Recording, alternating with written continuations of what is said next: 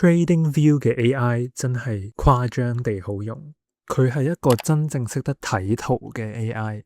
自從我開始用咗之後，我做分析嘅時間慳咗一半以上。以前要用1個鐘先分析完嘅圖表，而家可能10幾分鐘就已經搞掂，唔需要 VPN， 唔需要安裝複雜嘅軟件，佢幫我慳咗好多嘅時間，令我可以專心喺交易上邊。所以我今日會一步一步教你點樣用 TradingView 嘅 AI， 令你成為一個更好嘅交易者。我仲會分享4個我自己建立嘅 Custom Prompt， 全部都會免費放喺下邊嘅 description 度，再教你點樣連接埋去 Telegram 度，等你隨時隨地都用到 TradingView 嘅 AI。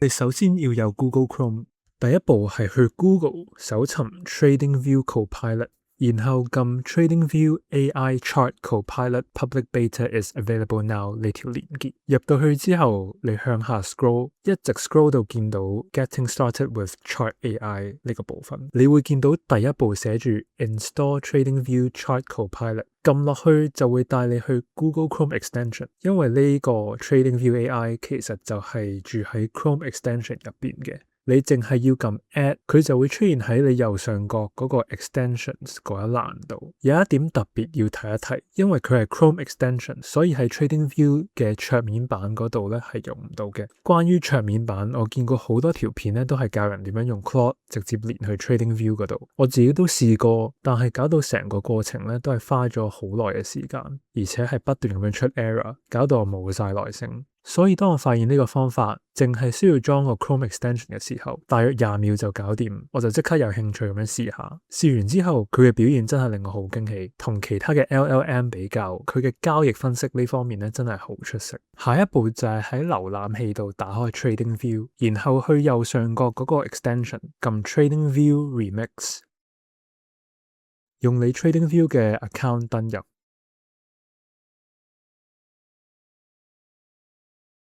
就可以開始呢個工具。其實用免費版嘅 TradingView 已經可以開始用 AI， 唯一嘅分別就係免費用戶係唔可以寫 indicator 或者用 PineScript 嘅。訂閱嘅 tier 越高咧，可以用嘅 credits 就越多。Plus 嘅 tier 咧就係2倍，Premium 嘅 tier 咧就係5倍。Ultimate 嘅 tier 咧就差唔多20倍，而且每個星期尾你嘅 usage limit 咧都係會 reset 嘅，所以係可以重新開始。設定好之後，你可以去右上角撳 Prompt Templates。我自己試過每個 template 之後，發現佢哋都幾基本。我諗佢哋淨係用嚟俾啲靈感你，等你自己去整屬於自己嘅 prompt。所以我就決定自己整。而家就同大家分享下我第一個 prompt， 即係技術分析 prompt。我已經將所有 prompts 嘅 link 放咗喺 description 度，大家可以直接 copy 嚟用。我建立呢個 prompt 嘅方式係有幾個層次嘅。首先係判斷而家嘅市況係橫行定係趨勢，因為了解咗市場嘅環境，你先知道應該跟趨勢交易定係逆勢交易。第二步就係標出關鍵位，當然你可以叫 AI 標出所有嘅關鍵位，但係作為交易者，我淨係關心最接近現價嗰幾個位。所以我將佢哋分成2部分，一個係日線關鍵位，一個係4小時嘅關鍵位，方便我哋用呢2個時間框架嘅關鍵位嚟做入市嘅依據。我哋翻去 TradingView 度，見到個 AI 嘅 Active Chart 係寫住 GOOG， 即係佢而家係睇緊你嘅版面嘅 Google 嘅圖表嘅。之後我哋就 paste 翻頭先個 prompt 入去 ，and then 叫佢做嘢。佢就會開始標翻啲重要嘅價位出嚟。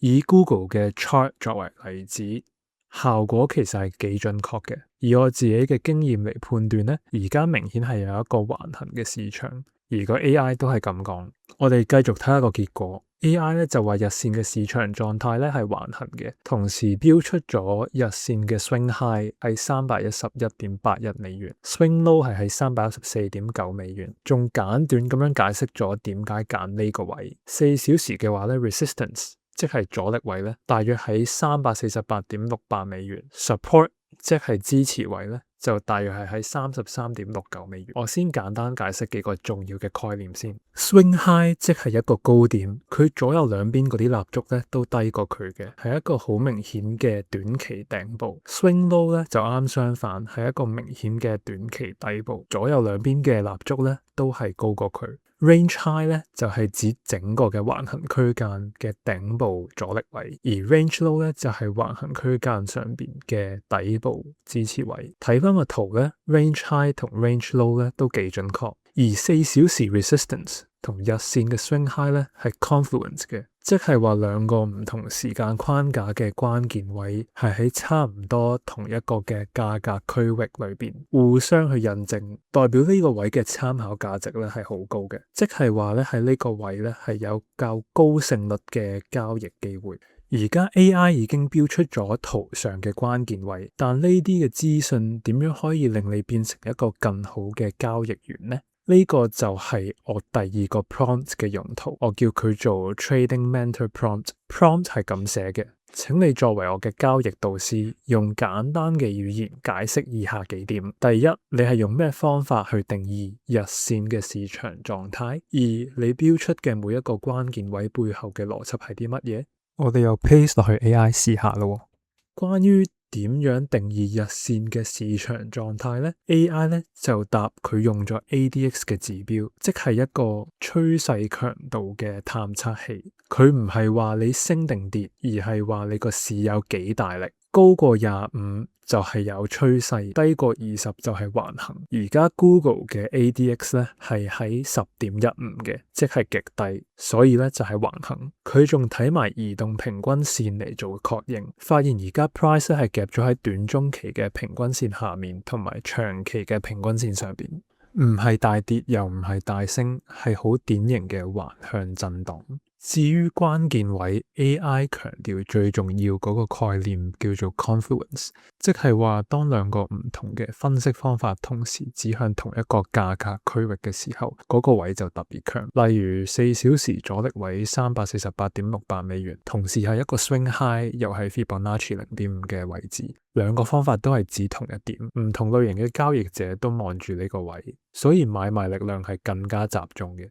下一個 prompt 都係用 Trading Mentor 嘅框架，但今次係學 Indicator。你 prompt 佢，請你作為我嘅交易導師，我想學多啲關於 Stochastic RSI 嘅知識。請解釋下呢個 Indicator 實際上係點樣運作，最啱用喺邊個時間框架，同埋我可以點樣將佢融入我嘅交易策略。如果你想了解其他嘅 Indicator，直接換翻個名就得。結果出嚟 AI 首先係解釋咗 Stochastic RSI 係點樣運作，佢嘅核心嘅概念咧係雙層震盪指標，即係將 RSI 再放入 Stochastic 嘅公式計算多一次，變成一個2階級嘅指標。你可能會問，咁點解唔直接用普通 RSI 就算，仲要搞多一層計算？原因係因為 RSI 本身大部分時間都係困喺40到60中間嘅地帶，好難判斷一啲極端嘅位置。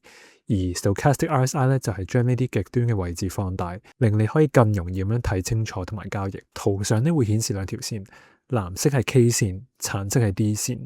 仲有80嗰條超買同埋20嗰條超賣嘅邊界線。關於最佳嘅時間框架用咩 chart？AI 俾咗一個好清晰嘅框架，4小時咧同埋日線咧就係一個 sweet spot，特別啱初中級嘅交易者用，因為 Stochastic RSI 本質上係一個平均值回歸指標，需要一個橫行嘅區間先至有效。喺1到5分鐘嗰啲超短嘅線圖咧，雜訊就多到爆。超買超賣嘅信號咧就不斷出現，但係完全冇意義。而4小時同日線嘅信號代表真實持續嘅動量轉變，唔係隨機嘅波動。時間框架越高，信號越少，但質量就越高。一個日線嘅超賣信號咧，價值遠高過10個5分鐘嘅信號。呢一點我花咗好多年先摸清楚，但係 AI 一問就答到，仲同我自己嘅經驗高度吻合。最後佢俾咗4種使用方式，由淺入深。第一係超買超賣嘅平均值回歸，即係 overbought 同 oversold 嘅 mean reversion， 就係講緊 K 線由下邊穿上20咧，就係買入信號，但係由上面穿落80咧，就係賣出信號。但有一個好關鍵嘅警告，就係強勢嘅市場咧，絕對唔可以用呢個方法，唔係你就接飛刀，只有喺橫行市場咧先至有效嘅。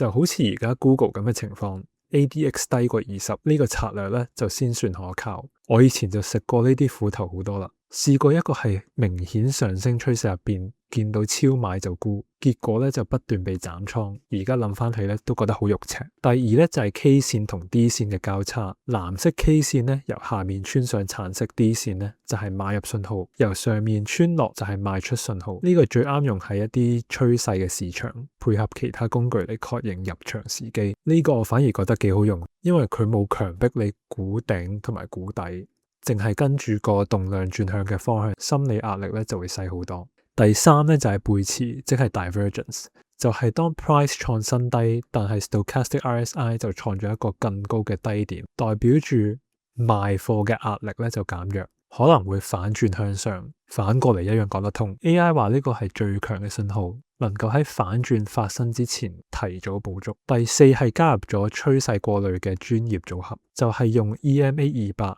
判斷大方向，淨係喺上升趨勢先買入超賣嘅信號，喺下降趨勢先賣出超賣嘅信號，唔跟大方向嘅信號就一律唔理。我自己用 stochastic 嘅時候都唔係好深入，但係 AI 咁樣講完之後呢，就覺得或者係值得抽時間去認真研究下嘅。而家 AI 已經標出咗關鍵位，解釋咗背後嘅邏輯，仲教咗你點樣用 indicator。最後一個 prompt 呢，就係交易機會 prompt。我就叫佢根據圖表上已經標出嘅關鍵位，同埋你已經定義嘅市場偏向，提供你認為勝率最高嗰個嘅交易機會。最低嘅風險回報比係要係2，用 long 同 short box tool 清楚標出入場位、止蝕位同埋目標位，同埋我要去解釋下點樣揀呢一個位置，包括入場、止蝕同埋目標背後嘅原因。結果一出嚟，就見到佢係成功標示咗止蝕位、入場位同埋目標位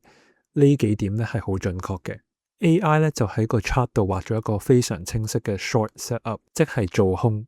入場咧就係喺348.68美元，止蝕咧就係喺353.5美元，目標咧就係330.69美元，風險回報比咧就係3.11比1，遠超過2比1嘅最低標準。點解係 short 而唔係 long 呢？因為之前嘅分析已經確認咗 Google 而家係橫行市場 ，ADX 淨係得10.15，遠低過20嗰個嘅趨勢門檻。喺橫行市場入邊呢，勝算最高嘅策略咧就唔係追方向，而係喺區間頂部沽空，喺區間嘅底部買入。呢個就係整個 trade 嘅核心邏輯。而家最新嗰個嘅日線收市價咧係341.7美元，啱啱好咧係區間嘅中間。AI 話咧中間位入場咧係最差嘅決定，因為同兩邊嘅牆壁咧嘅距離都係一樣，完全冇優勢。所以正確做法咧就係等個價走翻上去348.68美元嘅阻力位先入場，而唔係而家追入。點解入場位係348.68美元呢？因為呢個咧就係頭先啱啱 AI 已經標示咗嘅一個阻力位，佢頭先已經解釋咗咧，就係一佢係一個4小時圖嘅阻力高點啦，二咧就係一個 Fibonacci 嘅0.5回調位，呢個位咧就通常係一個價格反轉嘅地方，越多嘅結構重疊咧，呢個 level 嘅可信性就越高。AI 咧就補充咗一個好重要嘅提醒，就係呢一個係 pending set up， 唔係即時入場。價格咧係必須要上到34.68美元，並且出現拒絕信號咧，先至觸發交易。如果價格一直都冇到呢個位咧，根本咧係冇交易要做嘅。而一旦呢個價格突破咗353.5美元，仲繼續向上嘅話咧，整個橫行嘅市場嘅論點咧就即刻失效 ，short 咧就即刻要取消啦。好有趣嘅係呢個 setup 其實係我而家真係等緊嘅一個入市機會。睇到 AI 嘅分析同我自己花咗好多時間先建立到嘅邏輯係好吻合，無論係識別關鍵位啦，同埋 indicator 嘅使用邏輯，定係判斷市場狀態，都真係令我好驚喜。知道咗個關鍵位之後，我就可以叫 TradingView AI 喺每一個關鍵位嘅位置咧設一個 alert， 唔使自己手動慢慢 set。你同佢講咗之後就係咁簡單 ，alert 就即刻已經 set 好咗。你嘅圖表上邊咧係睇唔到 alert 嘅，但係你可以撳去右邊嘅 alert 嗰個 button 度睇一睇。入去之後，你會見到所有嘅 alert 咧都已經設定咗，例如就係4小時嘅 resistance 啦、4小時嘅 support 啦、day swing high 同埋 day swing low。仲有係表明咗邊個關鍵位嘅警報。其中一個最隱藏嘅功能咧，就係可以將 TradingView AI 連接去 Telegram。咁你 set 咗個 alert 咧，就可以直接喺手機度收到通知。你仲可以建立一啲 custom 嘅 report 啦，每日或者每週定期咁樣 send 你一啲你覺得有興趣嘅市場資訊。做法咧就係去 setting，然後喺 integration 下邊撳 Telegram，再撳 connect，佢會俾你一個 code。你要將呢個 code 咧入翻去 Telegram 嘅 TV Remix Bot 度，去 Telegram 度 search 呢個 bot，開始一個新嘅對話，之後 paste 翻啱啱嗰個 code，咁就完成咗個 connection 噶啦。connect 咗之後咧，你可以叫佢 show 翻而家嘅 alert 啦。佢仲會話你知究竟邊個 alert 咧係未觸發，問你係咪要佢監察住。一旦觸發咧，就喺 chat 度分析。你仲可以叫佢喺 price 觸及呢個 alert 嘅時候咧 ，send 一份 report 俾你，作為一個額外嘅分析參考。咁樣你就可以隨時隨地有一個 AI 嘅助手話俾你知應該幾時買賣啦。好，如果你覺得今日嘅內容係有用嘅話咧，記得 like 同 subscribe 支持下。下次見。